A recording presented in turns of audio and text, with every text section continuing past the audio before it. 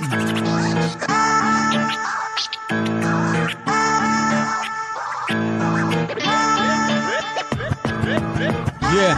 BMB no mensahe. Check it. Mensahe ko'y ihahatid parang sona lidigo sa mutsaring opinyon, sa limbayan ang bulong ng mga ulutong, parang sakit na umusbong. At para to sa mga nagmarunong, masakit pa sa puso ng mga salita at di na ginamitan ng mga pananda. Kinasanayan na ang ganitong paglikha, sistematikong proseso ang paggawa ng tugma. Kung ang talino na wala, hindi yan likas.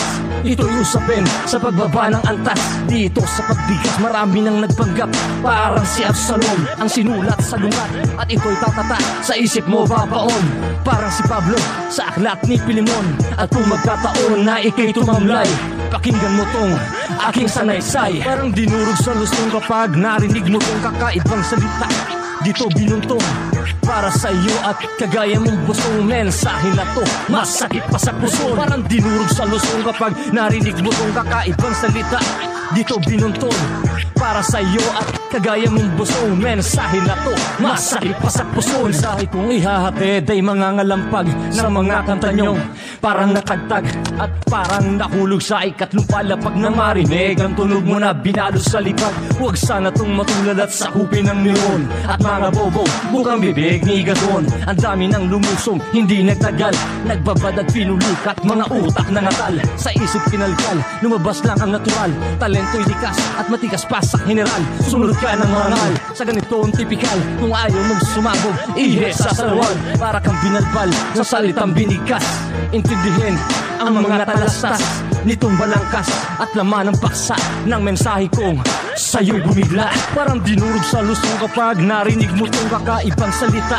Dito binuntong para sa'yo at kagaya mong busong. Mensahe na to masakit pa sa puso. Parang dinurog sa lusong kapag narinig mo tong kakaibang salita.